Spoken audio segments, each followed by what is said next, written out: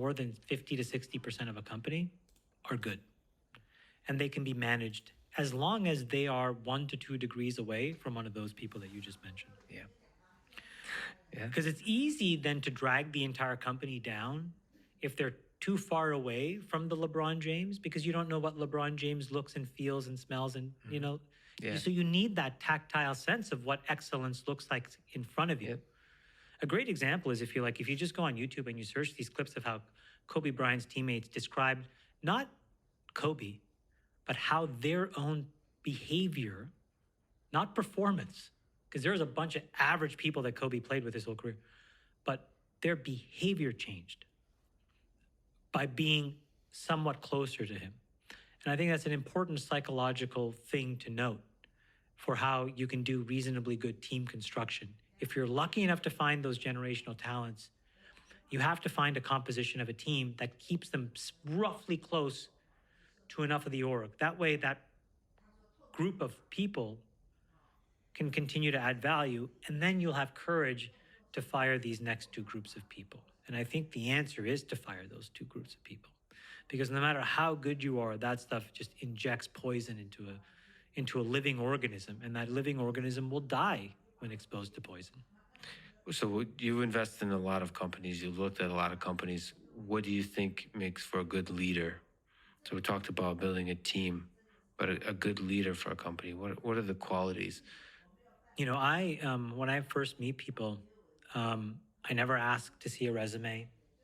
And when I'm meeting a company CEO for the first time, couldn't care less about the business, in fact. And I try to take the time to let them reveal themselves. Now, in this environment, I'm doing most of the talking. But if this were the other way around and you were ever raising capital and you said, Chamath, I'd be interested in you looking at this business, I'd probably say 8 to 10 words for hours. You just listen. Prod. I'd throw things out, prod, and I let you meander. And in you meandering, I'm trying to build a sense of who this person is. Once I have a rough sense of that, which is not necessarily right, but it's a starting point, then I can go and understand why this idea makes sense in this moment.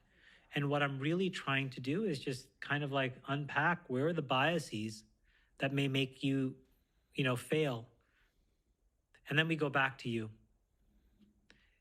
The thing that Silicon Valley has the benefit of, though, is that they don't have to do any of this stuff if there's momentum, because then the rule book goes out the window and people clamor to invest.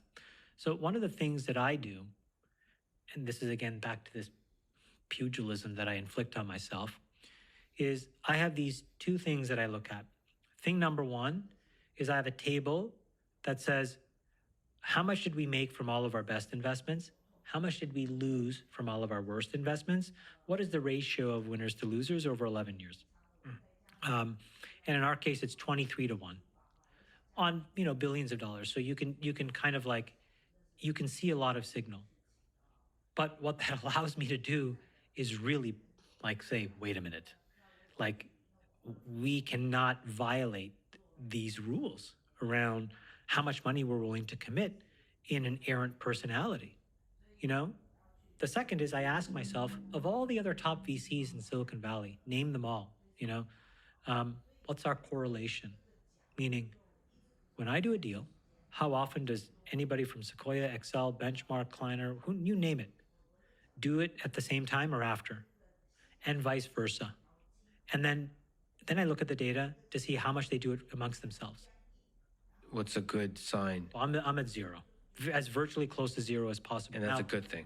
Well, it's not a good thing when the markets are way, way up, because it creates an enormous amount of momentum. So I have to make money the hard way. I have to, because I'm trafficking in things that are highly uncorrelated to the gestalt of Silicon Valley, which can be a lonely business. But it's really valuable in moments where markets get crushed, because correlation is the first thing that causes massive destruction of capital. Massive. Because one person, all of a sudden, with one blow up in one company, boom, the contagion hits everybody, except the person that was, not. And so now those are more sophisticated elements of risk management, which is again this pugilism that I inflict on my. Nobody asks me to do that. Nobody actually, at some level, when the markets are up, really care. But when markets are sideways or when markets are down, I think that that allows me to feel proud of our process. You know, But that requires you to think a lot. a lot. Outside the box. It's lonely because you're taking risks. Also, you're a public personality, so you say stuff that if it's wrong, you get yelled at Constantly. for being. I mean, your mistakes aren't private. No, and that's something that has been a really, really healthy moment of growth. It's like an athlete. You know, if you really want to be a winner, you got to hit the shot in front of the fans. And if you miss it, you have to be willing to take the responsibility of the fact that you bricked it. And over time, hopefully, there's a body of work that says you've generally hit more than you've missed. But if you look at even the best shooters, what are they? 52%. So these are razor thin margins at the end of the day, which is really so then what can you control? I can't control the defense. I can't control what they throw at me. I can just control my preparation and whether I'm in the best position to launch a reasonable shot.